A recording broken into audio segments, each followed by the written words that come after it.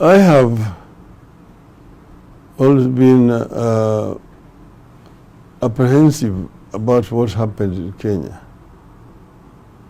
I said that I was not going to talk about the 2022 elections until certain things had happened.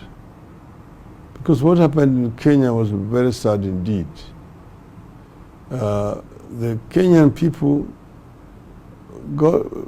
came out in large numbers on the 9th of August to exercise their democratic right of electing their leaders. In my view, that kind of right should be respected by everybody else. Nobody should try to interfere with the right of the people, their sovereign right to elect leadership of their choice.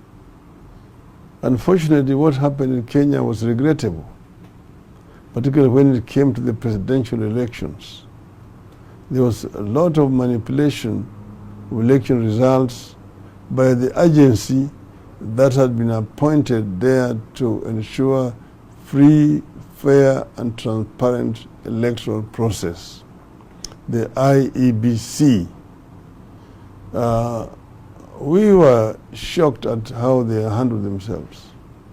But let me just say that the electoral process, in as far as the people voting at the polling station, the counting and announcing a result at the polling station, the tallying at the constituency center, and the transmission, they all went very well. There was no interference at those levels, and the results were declared in a very transparent way.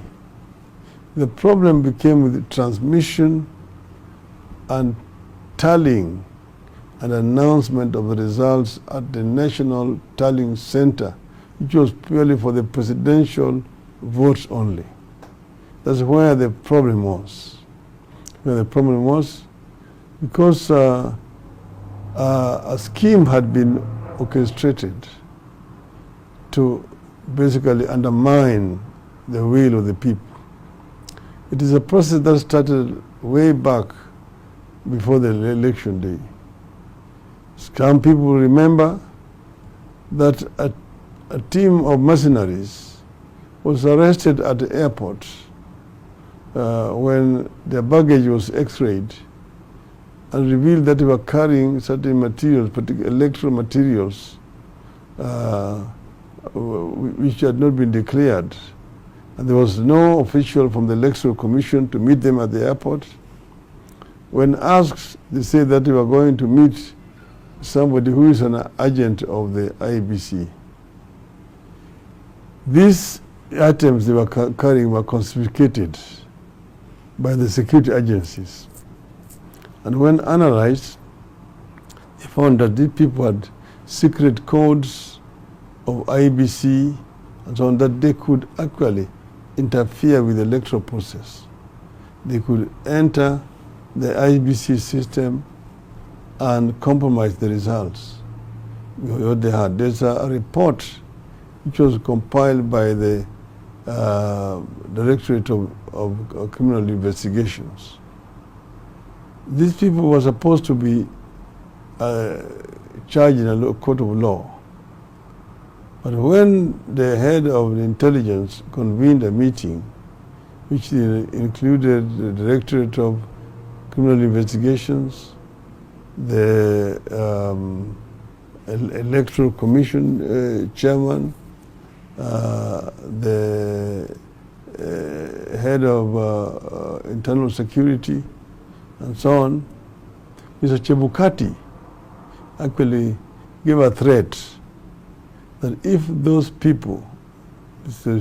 Chebukati, the chairman of the IEBC, were not released, then elections would have to be postponed.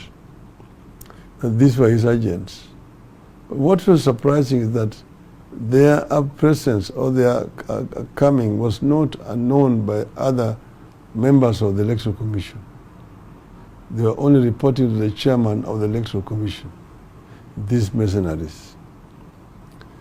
And then another investigation was carried out by IBC, which revealed that there were 19 other people who had come in from this same group that was working for this Smartmatic company, a company which had been employed to provide ICT services to the IBC. There were a total of 21 people, out of which 19 were foreigners. Other members of the Electoral Commission did not know of the presence of these other 19. Those 19 are people whose record from investigations showed that they are people with criminal records in ICT. They had committed cyber crimes. In other countries, they are being looked for, like in Sri Lanka, they were being looked for. So these were basically crooks who had been smuggled into the country by the IBC for purposes of compromising the electoral process. Come now the day of the elections. The elections were, Kenyans turned up in numbers to vote, and they exercised their right at the polling station. And the counting and tallying at the polling station was flawless. After that, the presiding officers went with the results to the constituency tallying center. Again, at that center, there were no problems.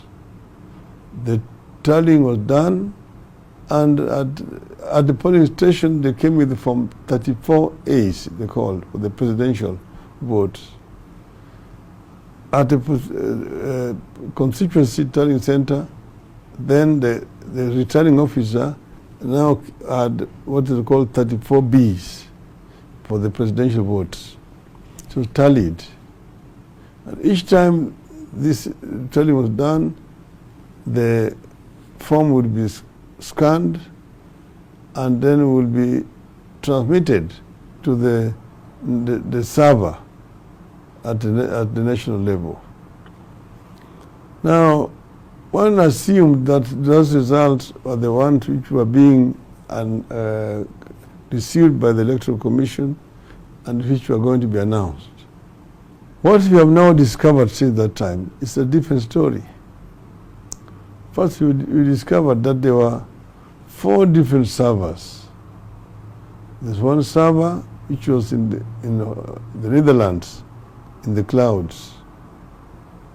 2, there was another server in Venezuela.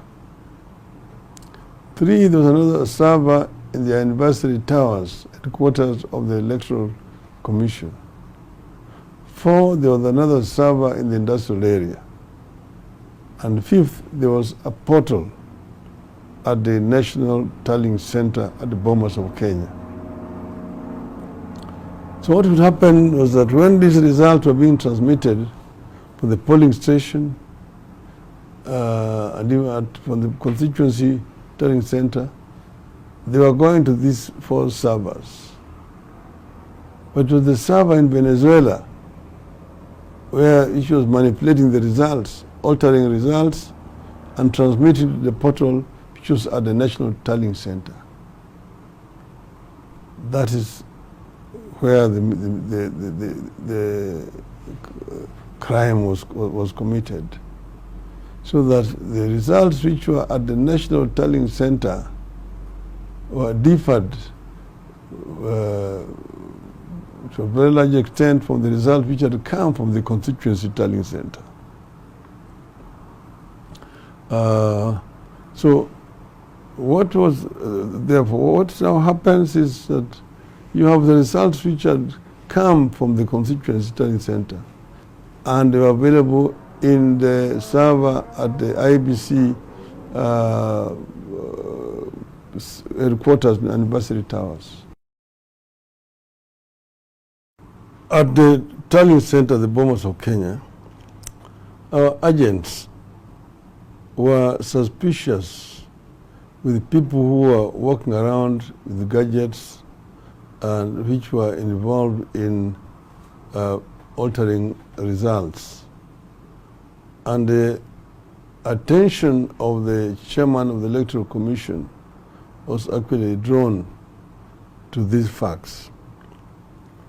Now, the chairman of the Electoral Commission had said that he was not going to announce the presidential result outcome until he had received the originals of forms 34Bs from the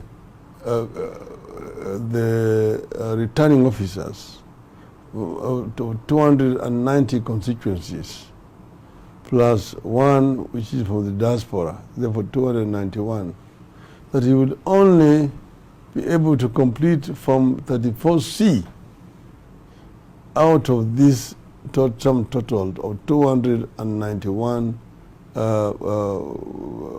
Form 34Bs. That is how when he was going to originate 34Cs. That's what he said. But then what happened was different. As you know, as the tallying was going on, the portal was live, and the people were seeing on the television screen the results as being coming from constituencies. They were being announced, and the people were showing it. So the figures kept on changing. However, 2 days before the end of the exercise, they stopped the portal. They were no longer showing anything. And then they were going through constituencies, but they were no longer being posted in the portal. Then now they reached a stage where there were 29 constituencies which still remained. The chairman stopped the exercise at that point. And then later he said he was going to rest. He went to rest. He went away for 8 hours. He was completely incommunicado. When he returned after these 8 hours, he came and then called the commissioners and told him that he had the final results which he wanted to announce. They asked him, but when you left here, we had still 29 constituencies which had not been tallied.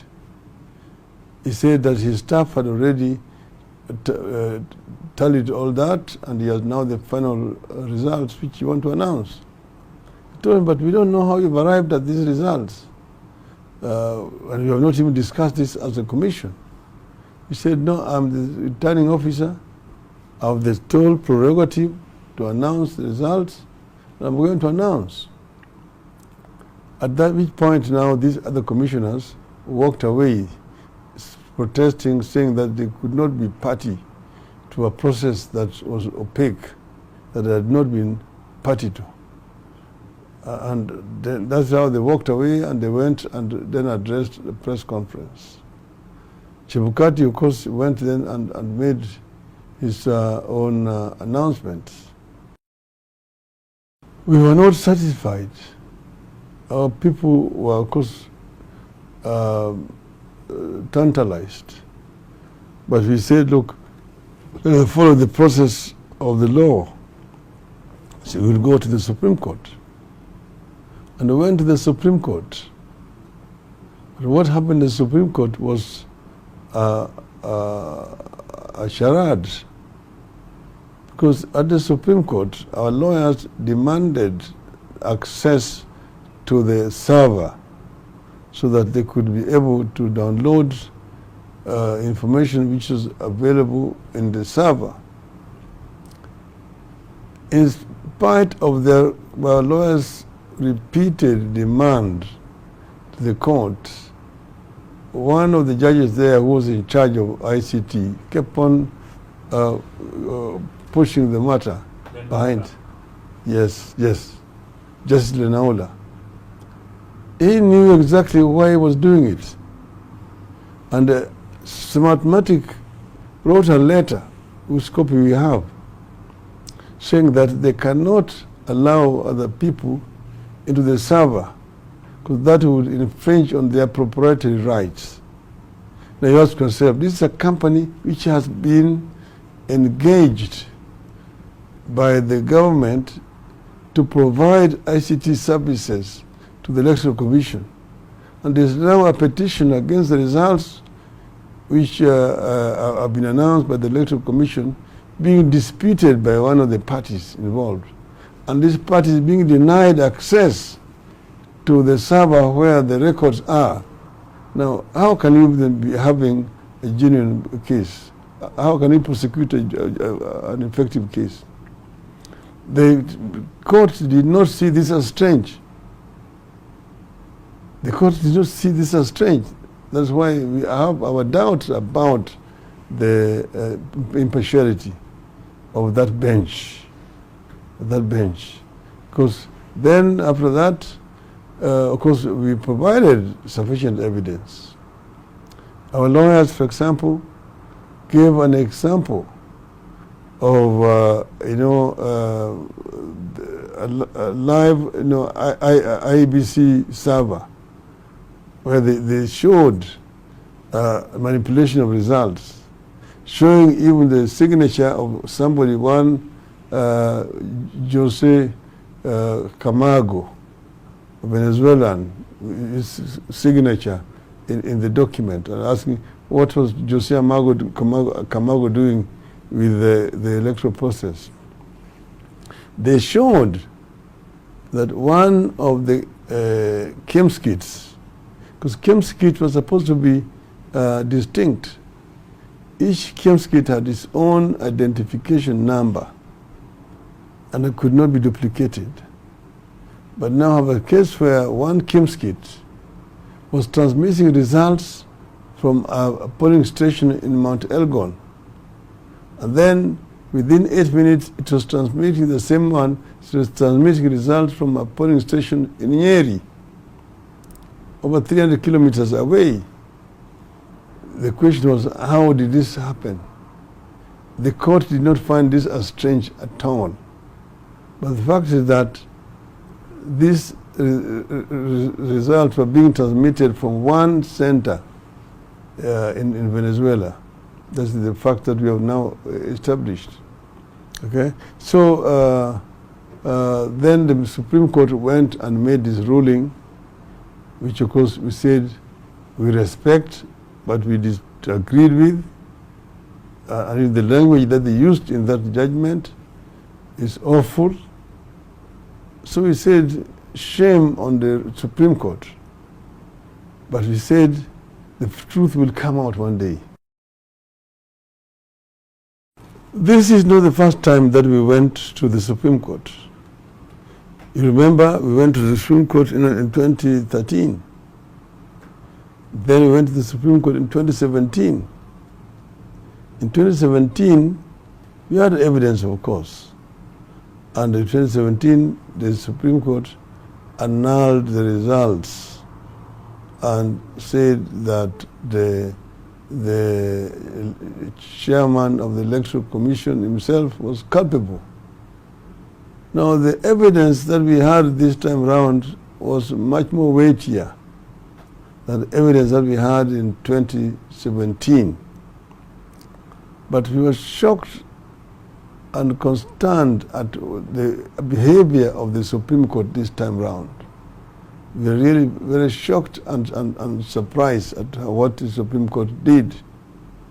It was basically a contempt against the will of the people of Kenya, which is very unfortunate indeed. But then they say that the ills that men do lives on to haunt them. Here we are now, an insider of one of the officials of IEBC has had at least the courage to come forward and reveal what transpired within the IEBC. I think this is something that needs to be encouraged very much. It is a shock I asked one of these diplomats in Kenya, I said, a situation we saw, the kind of circus we saw at IBC, where 4 commissioners are saying no, 3 commissioners are saying yes, and then you still say that that result is valid. Would this happen in Europe? They told me no. In Europe it would not be accepted. In fact, that country would be suspended from being a member of EU. But I said, but in Africa, it is okay. It is not okay in Europe, but in Africa, you can apply different standards. I'm saying as a proud African that Africa should not be judged by different standards. If this thing is not acceptable in Europe, it should also not be acceptable in Africa. And therefore I'm saying that the facts that are there shows that Mr. William Ruto did not win an election. He lost the elections. I won the elections. So he's there illegally as a president. And what we are going to demand is that Mr. Ruto should resign and let the Kenyans have their will. The people's will is the God's will. And in my view, that is what should happen. He says that he's a man of God. He respects righteousness. He respects the rule of law. So let him follow. Let him live up to what he has been professing. These elections were flawed. He did not win these elections. He lost them. And I am happy and I'm proud of the people of Kenya. I want to thank the people of Kenya for conducting themselves peacefully these elections.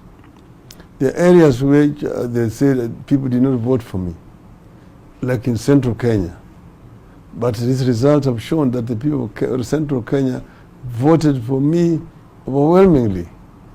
So I want to thank them for their patriotic duty. What happened is not the mistake.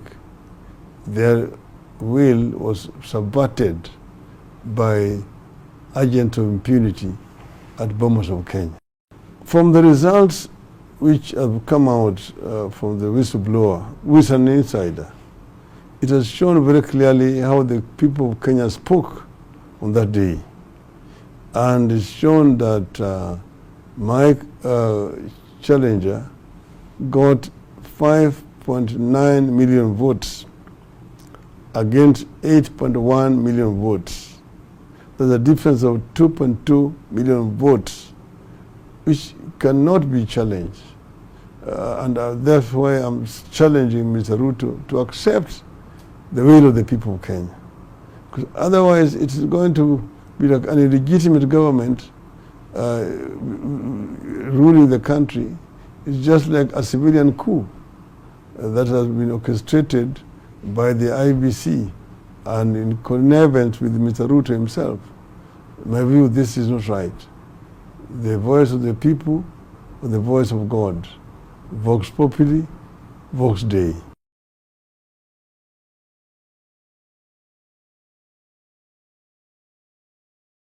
No, I've said that the people of Kenya expressed their will through these elections. Those who are resident in the country voted for me overwhelmingly. Secondly, the Kenyans who live in diaspora, in the United States, in Europe, in Africa, particularly in Southern Africa, turned up and voted. And the diaspora vote, although it was not as huge as would have been expected, but it was majority in my favor. So I want to thank them for turning up and voting for me in those elections. I want to thank them very much, and I tell them that their vote did not go in vain. When we form a government, we will definitely work together with them.